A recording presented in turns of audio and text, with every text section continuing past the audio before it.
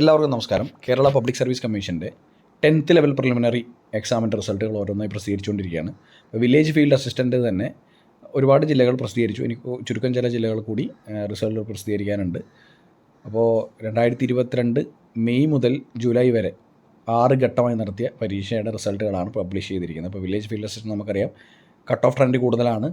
കണ്ണൂർ, കോട്ടയം, അതുപോലെ തന്നെ മലപ്പുറം, കോഴിക്കോട് എന്നീ ജില്ലകളിൽ കട്ട് ഓഫ് 79 മുകളിലാണ്. 80 മുകളിലാണ് കോഴിക്കോട് വന്ന കട്ട് ഓഫ്. അപ്പോൾ മലപ്പുറത്തെ കട്ട് ഓഫ് നോക്കാം. നമുക്ക് നോക്കിയാൽ മനസ്സിലാവും. 24 പേജാണ് ഈ റിപ്പോർട്ടിൽ, ഈ റിസൾട്ടിലുള്ളത്. 24 പേജിലാണ് ഉദ്യോഗാർത്ഥികളുടെ രജിസ്റ്റർ നമ്പറുകളുള്ളത്. 79.7605 എന്നാണ് കട്ട് ഓഫ് കാണിക്കുന്നത്. 79.7605. അപ്പോൾ ഇതിലുൾപ്പെട്ട എല്ലാ വിദ്യാർത്ഥികൾക്കും, എല്ലാ ഉദ്യോഗാർത്ഥികൾക്കും കൺഗ്രാജുലേഷൻസ്.